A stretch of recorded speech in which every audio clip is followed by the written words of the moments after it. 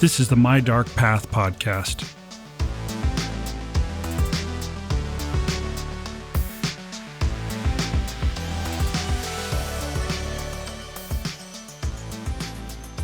To most people, Los Angeles is synonymous with Hollywood, the show business capital of the world. It's the dream factory that brings us the movies and television shows that shape our lives. Famous landmarks like the Hollywood sign and Grauman's Chinese Theater are icons of this storied place. And every day, more artists and dreamers arrive in town hoping to be a part of it all. Like other magnets of innovation, there's a unique creative energy in LA that elevates everyone. Hollywood's reputation almost guarantees a boffo business, to use a Hollywood term, in tourists seeking to experience the magic. When you walk along Hollywood Boulevard, you see stars embedded in the sidewalk commemorating show business legends. You can buy a miniature plastic Oscar statuette with your name on it, and you can also, for a few bucks, pose for a picture with someone in a Spider-Man costume. Yet for every example of Hollywood's artistic triumph and glamour, there's also an underbelly, something more sensational or cheap, ready to exploit our baser appetites, ready to hustle a few bucks out of our pockets. It's the sideshow to the bright, friendly circus. Just across the intersection from the glamorous Hollywood and Highland Shopping Center are some of the milder, although garish attractions, like the Ripley's Believe It or Not Museum and the Hollywood Wax Museum. There's much more lurid entertainment beyond that, but it doesn't advertise itself quite so aggressively. Now, filmmaking in Los Angeles didn't start here on Hollywood Boulevard. To find the spot where it all began, you have to go about a mile east to the intersection of Sunset Boulevard and Gower Street.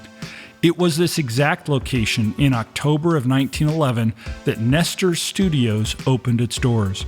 The previous year, D.W. Griffith had shot a few films in and around Los Angeles, but he'd returned to the East Coast, which was really the center of the movie business back then. Nestor Studios was the first permanent movie studio in Los Angeles. It shot its first movie 6 days after opening for business. Other studios soon followed, and Hollywood started growing into the entertainment juggernaut it is today.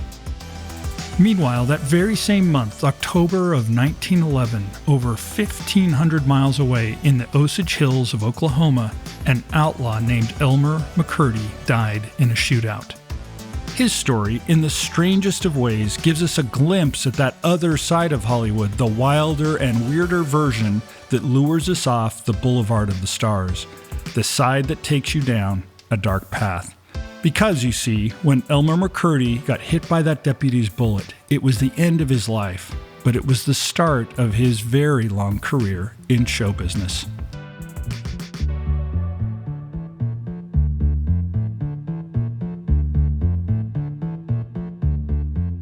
Hi, my name's MF Thomas, and this is the My Dark Path podcast. In every episode, we explore the fringes of history, science, and the paranormal. So if you geek out over these topics, you're among friends here at My Dark Path. As we grow the podcast, we're expanding the collection of photos we post to the website to help illuminate every episode. To see them, visit mydarkpath.com. When you're there, register for the My Dark Path newsletter, and you'll be entered for a frequent drawing for a unique book and other oddities from my personal cabinet of curiosities. At the time of this episode's release, we just drew the name of the first winner. Check out the newsletter to see what oddity this winner selected. So with all that business wrapped up, let's get started with episode 4, Elmer McCurdy's Second Life.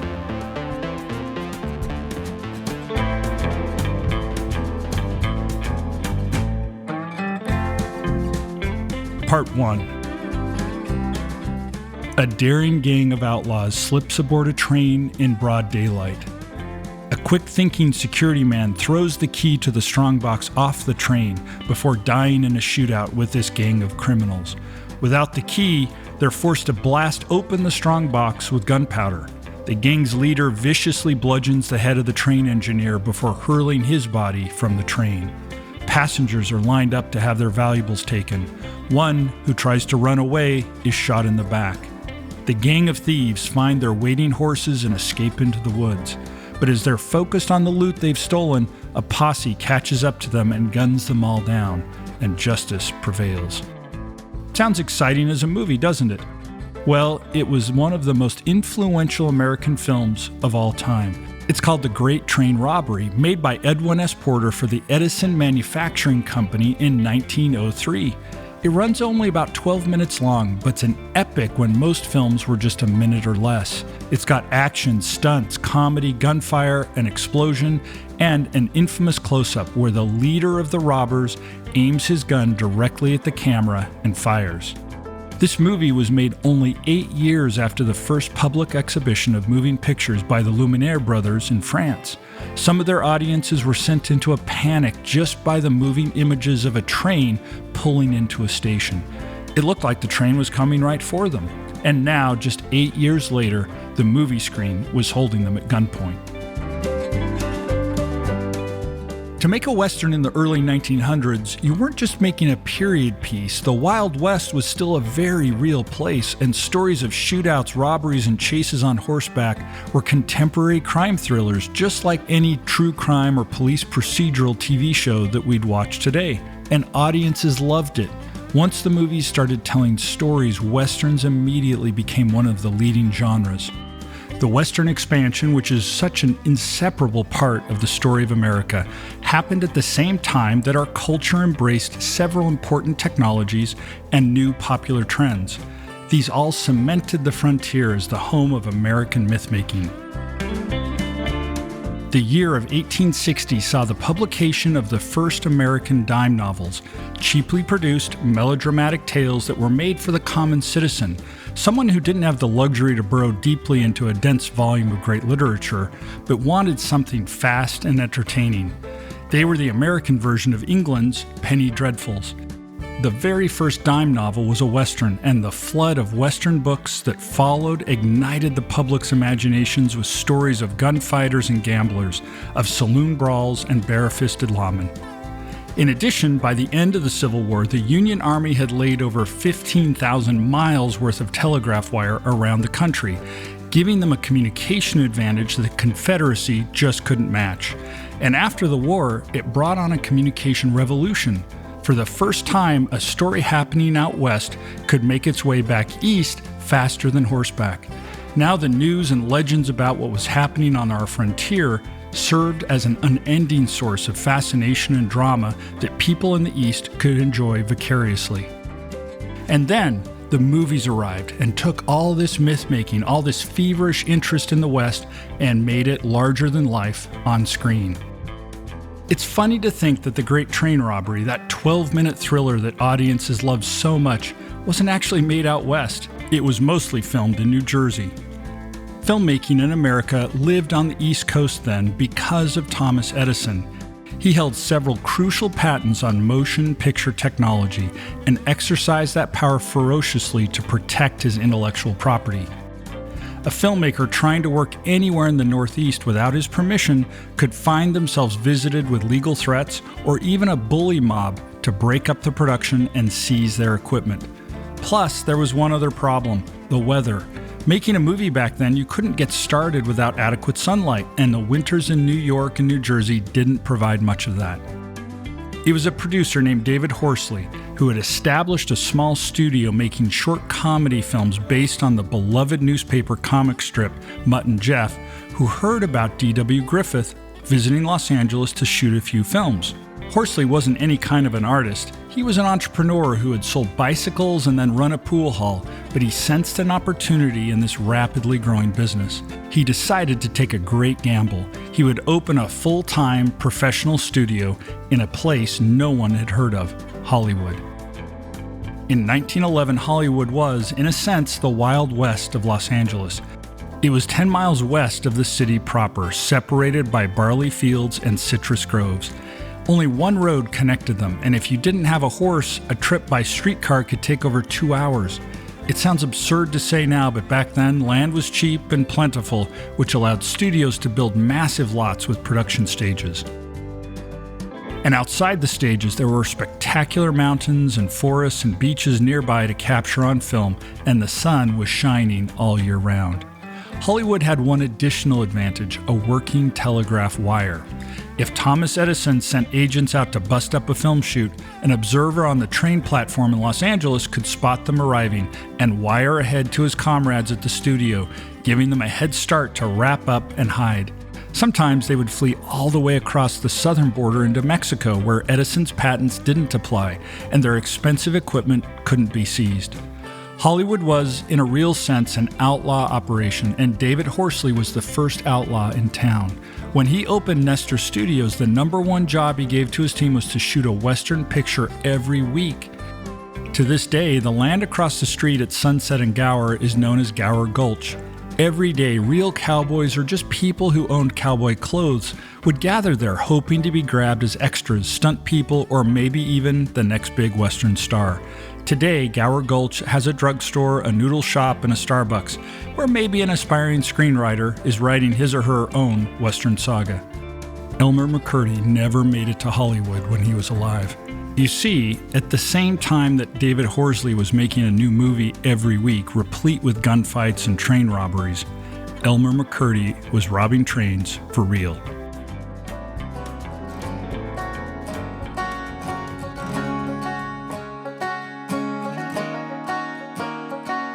Part 2. We're going to do things backwards with Elmer McCurdy. His fame came after his natural life ended, but we're going to talk about his fame first. You see, nobody came to claim McCurdy's body after he died in that shootout in Oklahoma.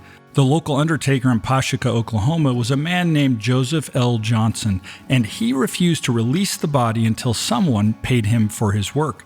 He had embalmed the body of Elmer McCurdy using a cutting-edge formula, primarily using arsenic. Then he decided to take this bad luck of an unclaimed body and turn it into an opportunity. He propped up the body of Elmer McCurdy in his shop to show off the quality of his embalming technique. It wasn't often that you got a relatively young, fit corpse. There's nothing wrong with McCurdy's body but the bullet that had killed it. It made him a great spokesmodel. Hordes of curious visitors began to fill the shop, and Johnson realized that not all of them were likely to need his embalming services anytime soon, but they were drawn to the ghoulish spectacle of this dead crook. Johnson moved McCurdy's body to the back room. Now, according to some accounts, the fee to see his body was a nickel, and you had to put the nickel in his mouth if you dared. Johnson had, quite by accident, created a tourist trap. It was around this time, it's believed, that McCurdy's body was given the nickname the Bandit Who Wouldn't Give Up.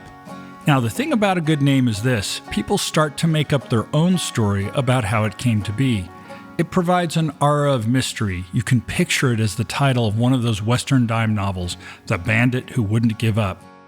Now, Johnson kept collecting nickels from passersby for 5 years. One story says that at this point, Elmer McCurdy's body was so stiff from the arsenic that he could be propped up on roller skates. Johnson had been in a hurry to get rid of McCurdy 5 years ago, but he'd become a lucrative side business.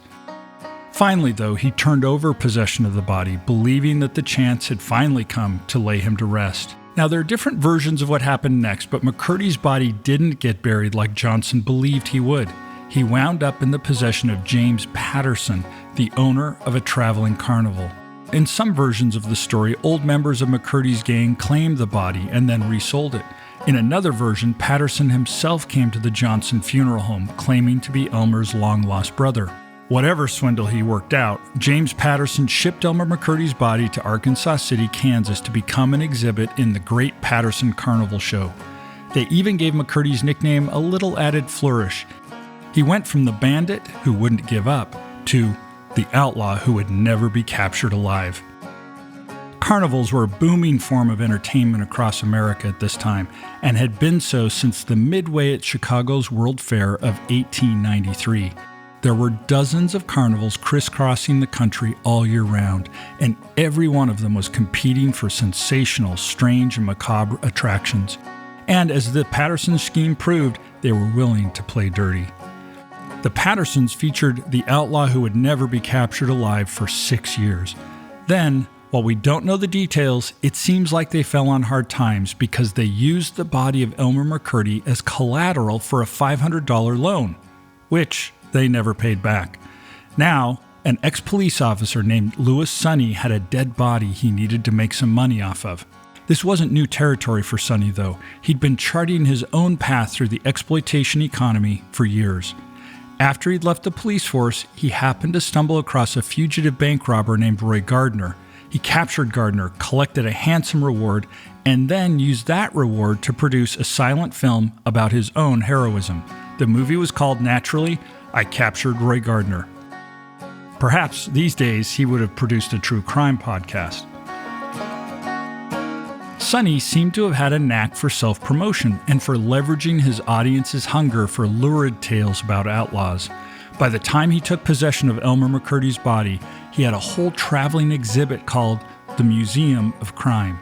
It featured wax replicas of legendary outlaws like Jesse James and Billy the Kid, and now he had a real body of a not-so-legendary outlaw, but audiences didn't need to know that last part. Traveling with Sonny, Elmer McCurdy went further than he ever had in life. The Museum of Crime became a part of the official sideshow of the first ever Trans-American foot race in 1928.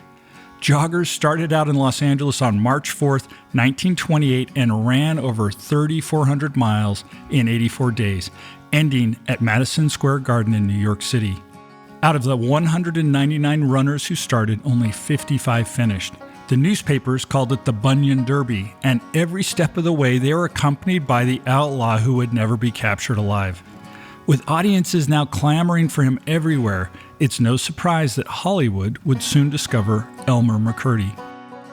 In 1933, Louis Sonny loaned, or more likely rented, McCurdy's body to a fellow filmmaker named Dwayne Esper. Dwayne Esper was one of the earliest examples of a true exploitation filmmaker, making cheap, shoddy films with shocking titles and shameless displays of violence and nudity. He made a short film called How to Undress in Front of Your Husband, which starred Elaine Barrymore, the fourth wife of acting legend John Barrymore. John Barrymore sued to try to stop the release of the film.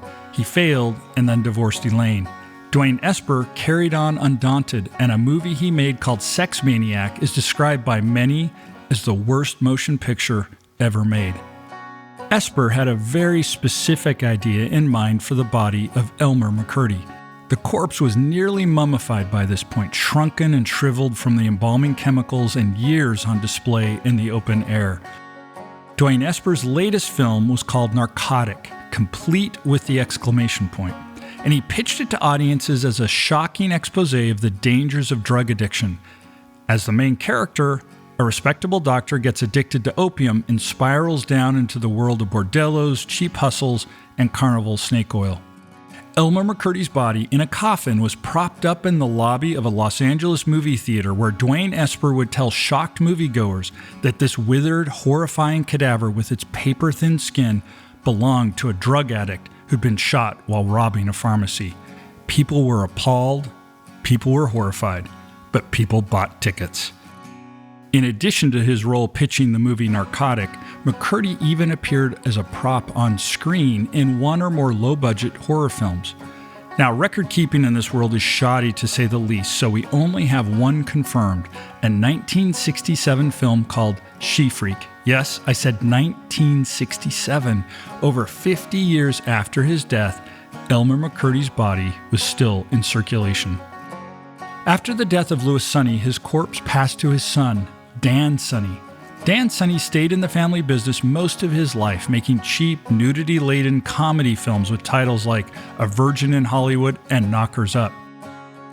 McCurdy doesn't seem to have been a major interest to him, and the body suffered considerable damage over the years, and efforts to keep him presentable just made him look stranger and stranger.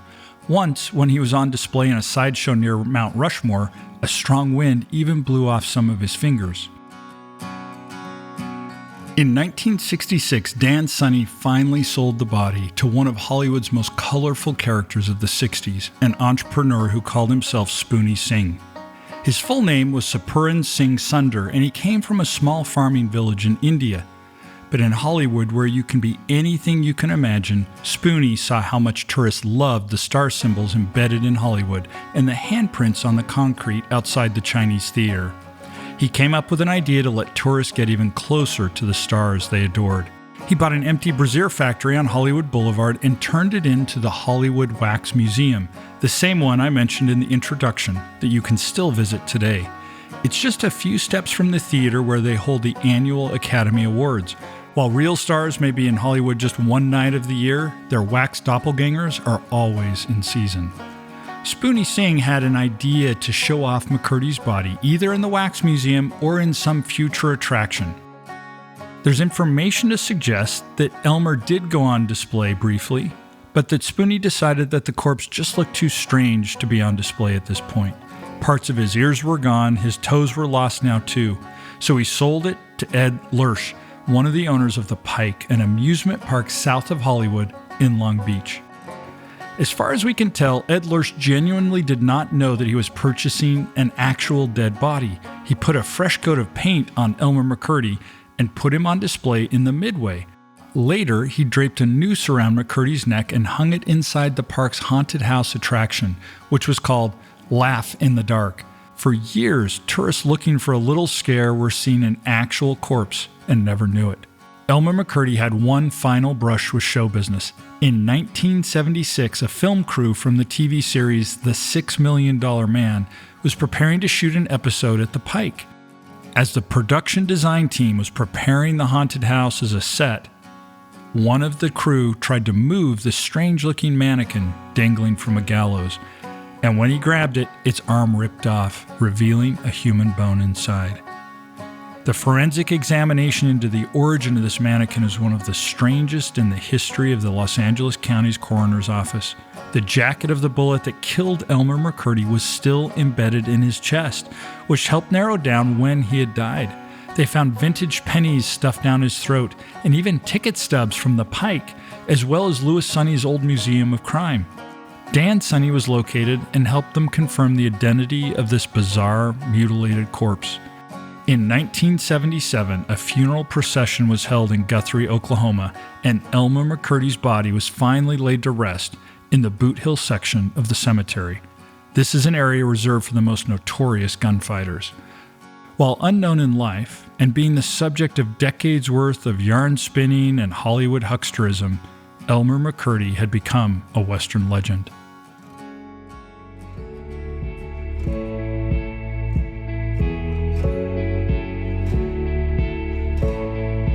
Part 3.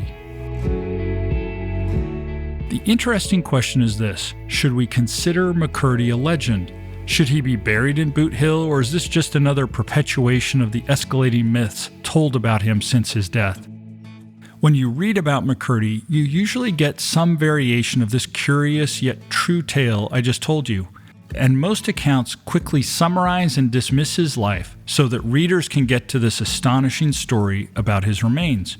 He's described as a hapless drunk, an inept bungler who committed the most unsuccessful train robbery in history before dying alone in a barn in a stupor of whiskey. Does it matter if he was a true outlaw or a bumbling amateur? Does it make it easier to justify our entertainment if he were the latter? Exploitation requires that we dehumanize someone, but the illicit thrill of exploitation quickly wears off when we start thinking about the person. We decided to take a deep dive into the real life of Elmer McCurdy. Not the bullet point summary, not the source Hollywood Entertainment, and not the legend of a pathetic failure, but a genuine study at what we could find about his actual years on the earth.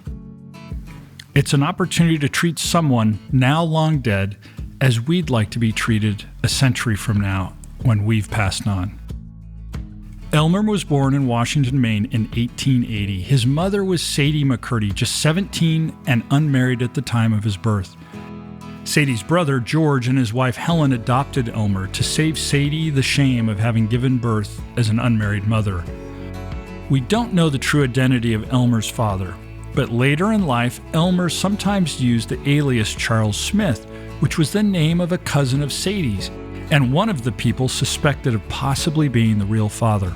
But either way, Sadie lived with George and Helen, and little Elmer called her his aunt. When George, the man he knew as his father, died of tuberculosis, Sadie told him the truth. After these two shocks, Elmer began to struggle with alcoholism, a sickness which he never completely shook. Elmer apprenticed as a plumber and made a good living for a few years, though this was during one of the worst depressions in American history that followed the Panic of 1893. Eventually, he became dependent on his family again. In 1900, Sadie passed away, and Elmer McCurdy became an itinerant worker, doing anything he could find, including plumbing and laboring in a lead mine. He eventually reached Kansas, working as a plumber in Cherryvale. In 1901, he was arrested for public intoxication. His struggles with drinking made it hard for him to hold a permanent position anywhere, but he kept on finding a way to support himself. In 1907, he enlisted in the Army at Fort Leavenworth. We don't know what prompted his decision, but as his brushes with the law increased, perhaps it was a judge who suggested that military service could help him get back on the straight and narrow. And this is where I have a real problem with the depiction of Elmer McCurdy as a hopeless drunk. The U.S. Army in 1907 was deliberately kept very small, and they weren't desperate for recruits. In addition, Elmer McCurdy was trained as a machine gun operator and then trained further in his handling of nitroglycerin. These were highly technical and exceptionally dangerous jobs, and you wouldn't just hand them out to somebody who was at risk of blowing themselves up. All the available evidence suggests that McCurdy served capably and was able to keep his drinking under control while in the Army. After 3 years, he was honorably discharged. Again, not something that happens if you're a habitual troublemaker. There are even hints that he wanted to stay in the military, but longer enlistments were very rare then. Elmer McCurdy was a free civilian once again, and this was November 7th of 1910, 11 months before his death. Just 12 days after his discharge, Elmer McCurdy and a friend from the Army were arrested in St. Joseph, Kansas. The charge was possession of burglary paraphernalia. What they'd been caught with were chisels, hacksaws, nitroglycerin funnels, gunpowder, and in the court's words, many sacks. Elmer, at this point, had been a recently discharged soldier with an honorable record and pleaded with the judge that he and his friend were just using these materials to develop a pedal-operated machine gun to sell to the Army. Whether or not this alibi was true, it seemed to match his Army records and his technical skills, and in January of 1911, he was found not guilty. And whether or not he intended to embark on a life of crime before this, a life of crime is exactly what Elmer McCurdy pursued from this moment on. Elmer fell in with a group of people known as the Yeags. Yeags were essentially people who lived as hobos, scraping together a life along the rail lines, hopping trains, moving from town to town. But unlike most hobos, Yeags looked for criminal opportunities wherever they went. And for Elmer McCurdy, the Yeag life brought him to Oklahoma.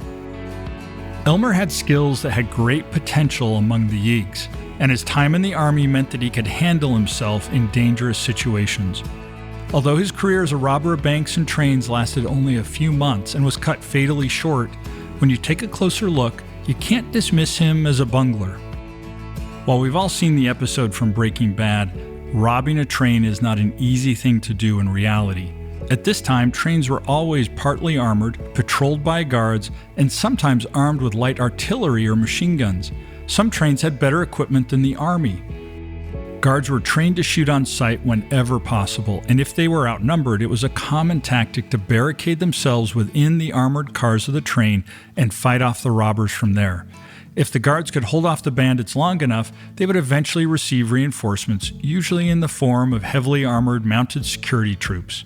Sometimes reinforcements would even come from the U.S. Army.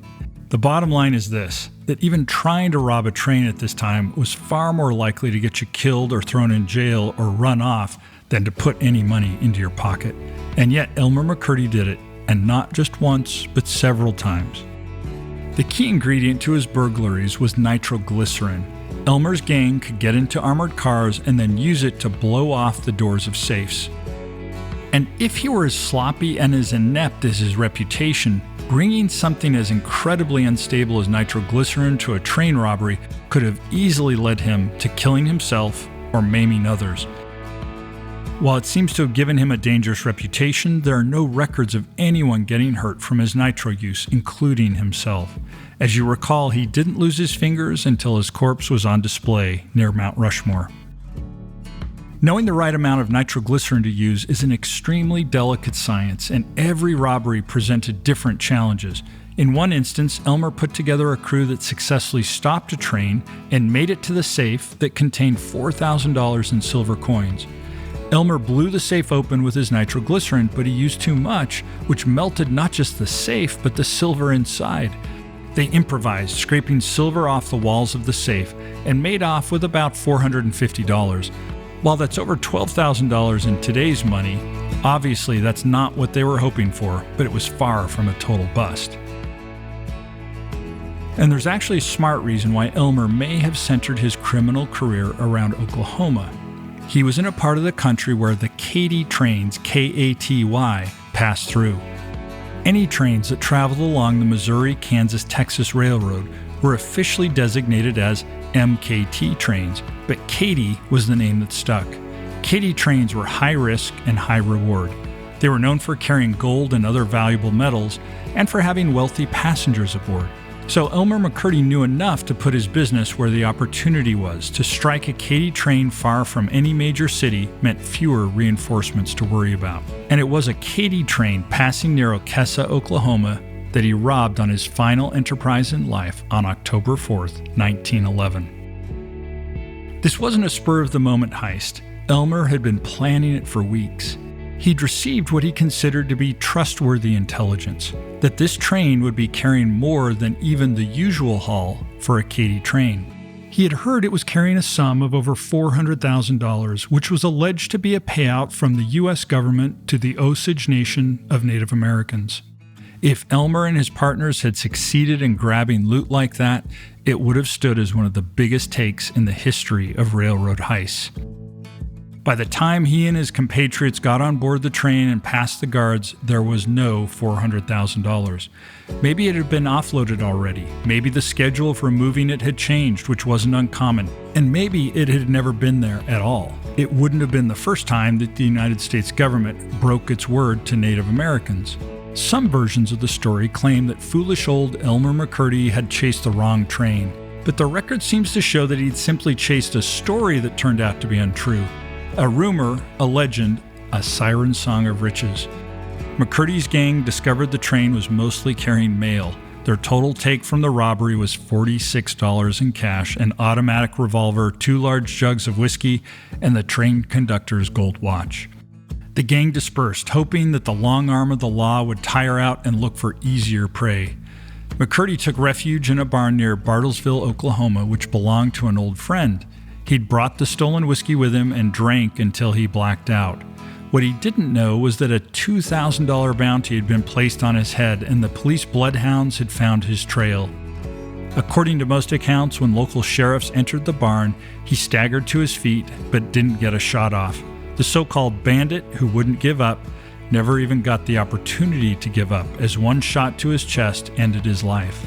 The Oklahoma Territorial Museum, which has a rich trove of information about Elmer McCurdy's life and afterlife, still has the Luger pistol which fired the shot. So if you only judge the criminal escapades of Elmer McCurdy by that ending, it does sound comical, bordering on the pathetic, dying alone, drunk, and a failure. But in just 9 months of stealing, McCurdy had made off with, in today's dollars, at least $25,000. It's unlikely that a drunken bungler could have successfully breached the defenses of a Katy train, and even if the loot they had sought turned out not to be there. Now, McCurdy doesn't belong in the top tier of Western desperados, but taking all this into account, it wouldn't be right to call him a fool either.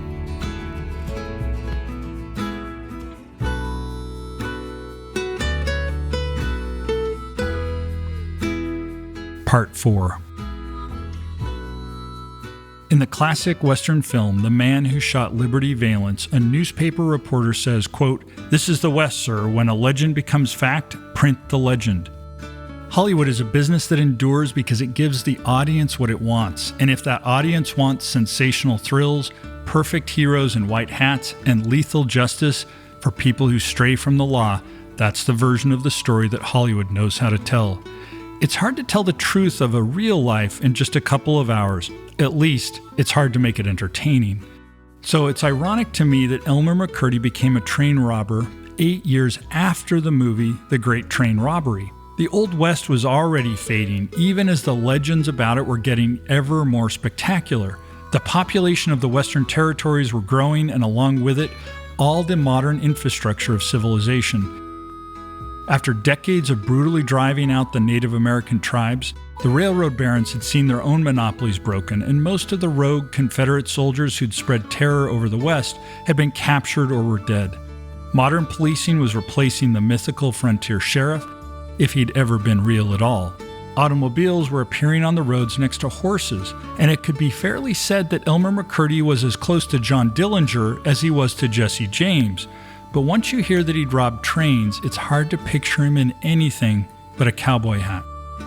In his life, I see a young man with both talents and flaws, someone who strived and struggled and was blown about, as we all are, by some of the larger forces in the world, like economic calamity, growing up without a father, and struggling with an addiction. Undoubtedly, he was a criminal, and probably an angry and desperate one. But he was not a fool, and far from the cold, sadistic villain who pointed his gun at an audience in the great train robbery.